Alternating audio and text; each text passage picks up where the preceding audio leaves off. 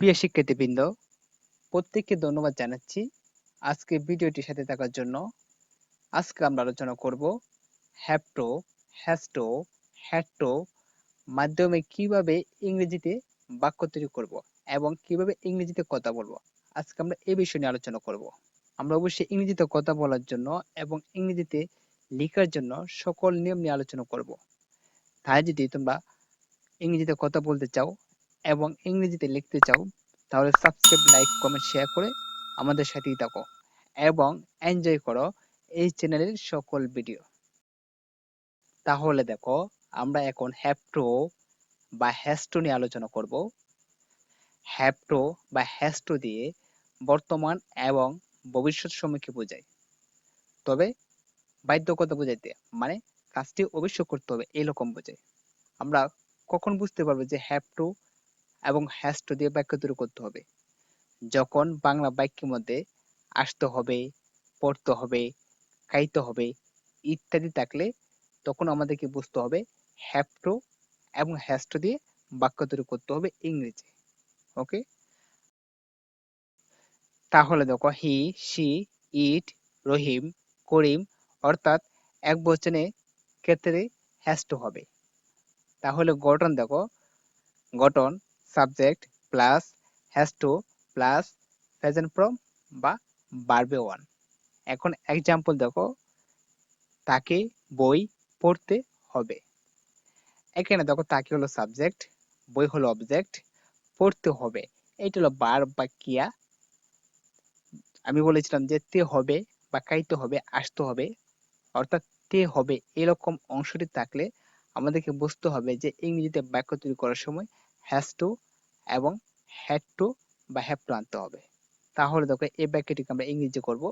প্রথমে subject, subject হলো তাকে, তাকে ইংরেজি হলো হি, প্লাস হ্যাজ টু, দিলাম হ্যাজ টু, প্লাস ভার্বে ওয়ান বা প্রেজেন্ট ফর্ম, ভার্ব হলো পড়তে হবে, পড়া ইংরেজি হলো রিড, এবং প্লাস বাকি অংশ আমি বাকি অংশ দেইনি, এখানে বাকি অংশটাকে ধরে নিতে হবে বই, বই ইংরেজি হলো book. He has to read book, তাকে বই পড়তে হবে। তাকে ভাত রান্না করতে হবে। এখানে দেখো, তাকে হলো সাবজেক্ট, ভাত হলো অবজেক্ট, রান্না করতে হবে এইটা হলো ভার্ব বা ক্রিয়া, এবং দেখো তে হবে অংশটির সাথে আছে।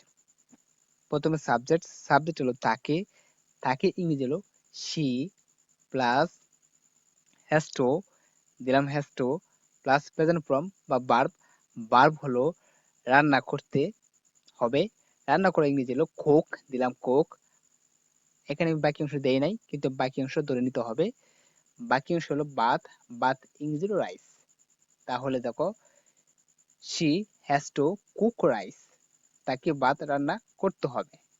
ওকে, তাহলে হ্যাজ টু দিয়ে আরো এক্সাম্পল দেখো, রহিম হ্যাজ টু কাম হেয়ার, রহিমকে এখানে আসতে হবে। রানী হ্যাজ টু ইট রাইস, রানীকে ভাত খেতে হবে। ইট হ্যাজ টু ক্যাচ, এটিকে ধরতে হবে। এখানে দেখো, তে হবে, তে হবে, তে হবে এইরকম থাকার কারণে কিন্তু আমরা ইংরেজি বাক্য তৈরি করার ক্ষেত্রে হ্যাজ টু এনেছি। এখানে সাহায্যকারী বা হ্যাজ টু হওয়ার মূল কারণ হলো এখানে সাবজেক্ট হলো থার্ড পারসন সিঙ্গুলার নাম্বার, যে কারণে এখানে আমরা হ্যাজ টু এনেছি। ওকে, তাহলে দেখো, এখন আমরা হ্যাভ টু দিয়ে বাক্য তৈরি করব। সাবজেক্ট এর আই, উই, ইউ এবং বহুবচনের সাথে হ্যাভ টু হয়। গঠন subject plus have to plus present form বা ভার্বে ওয়ান। তাহলে এক্সাম্পল দেখো, আমাকে পড়তে হবে। এইখানে দেখো, আমাকে হলো সাবজেক্ট, পড়তে হবে এইটা হলো ভার্ব বা ক্রিয়া, এবং দেখো তে হবে এই অংশটির সাথে আছে। তাহলে দেখো, এই বাক্যটিকে আমরা ইংরেজি করব। প্রথমে সাবজেক্ট, সাবজেক্ট হলো আমাকে, আমাকে ইংরেজি হলো আই, প্লাস হ্যাভ টু, এখানে সাবজেক্ট আই থাকার কারণে হ্যাভ টু হবে, প্লাস প্রেজেন্ট ফর্ম মানে ভার্বে ওয়ান, ভার্ব হলো পড়তে হবে, এখানে পড়তে হবে ইংরেজি হলো রিড। তাহলে দেখো, আই হ্যাভ টু রিড, আমাকে পড়তে হবে। আমাদেরকে বা আমাদের খেতে হবে। আমাদের হলো সাবজেক্ট, খেতে হবে এটা হলো ভার্ব বা ক্রিয়া, এবং দেখো তে হবে এই অংশটির সাথে আছে। তাহলে দেখো এটাকে আমরা ইংরেজি করব। প্রথমে সাবজেক্ট, সাবজেক্ট হলো আমাদের, আমাদের ইংরেজি হলো উই প্লাস হ্যাভ টু, এখানে হ্যাভ টু দিলাম কারণ সাবজেক্ট হলো উই, যে কারণে আমরা হ্যাভ টু দিলাম, প্লাস ভার্ব ওয়ান, ভার্ব হলো খেতে হবে, খাওয়া ইংরেজি হলো ইট। তাহলে দেখো উই হ্যাভ টু ইট, আমাদের খেতে হবে। ওকে, তাহলে হ্যাভ টু দিয়ে আরো এক্সাম্পল দেখো, you have to play football, তোমাকে ফুটবল খেলতে হবে। দে হ্যাভ টু হেল্প, তাদেরকে সাহায্য করতে হবে। Rina and Bina have to come, Rina এবং বিনাকে আসতে হবে। ওকে, তাহলে দেখো এখন আমরা হ্যাড টু দিয়ে ইংরেজিতে বাক্য তৈরি করব। অতীত সময়কে বোঝাতে হ্যাড টু হয়। সাধারণত বাক্যের মধ্যে তে হয়েছিল উল্লেখ থাকলে হ্যাড টু হয়, অর্থাৎ বাংলা বাক্যের মধ্যে যখন তে হয়েছিল উল্লেখ থাকবে তখনই আমরা হ্যাড টু ব্যবহার করব।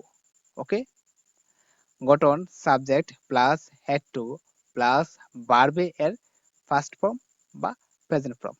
ওকে, তাহলে এক্সাম্পল দেখো, আমাকে খেতে হয়েছিল।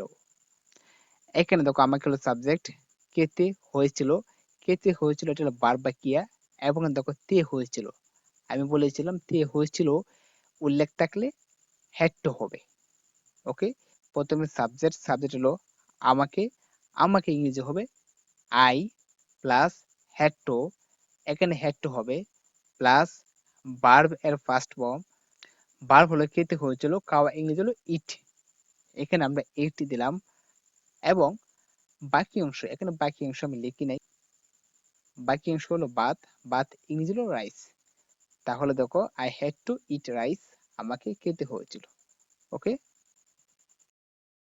তাহলে হ্যাড টু দিয়ে আরো এক্সাম্পল দেখো, হি হ্যাড টু স্টাডি, তাকে পড়াশোনা করতে হয়েছিল। They had to come here, তাদেরকে এখানে আসতে হয়েছিল।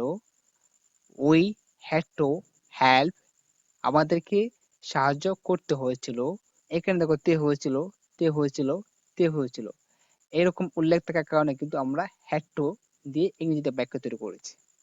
ওকে, এবং হ্যাড টু কিন্তু সকল সাবজেক্টের ক্ষেত্রেই বসে। তাহলে এ হলো হ্যাভ টু, হ্যাজ টু এবং হ্যাড টু নিয়ে বিস্তারিত আলোচনা। তোমাদের যদি হ্যাজ টু, হ্যাভ টু এবং হ্যাড টু নিয়ে বুঝতে কোনো সমস্যা হয় তাহলে অবশ্যই কমেন্টের মাধ্যমে আমাদেরকে জানিয়ে দিও। আমরা চেষ্টা করব তোমাদের সকল কমেন্টে উত্তর দেওয়ার জন্য। ওকে, তাহলে আজকে এই পর্যন্তই। ধন্যবাদ সকলকে ভিডিওটি দেখার জন্য। আল্লাহ হাফেজ।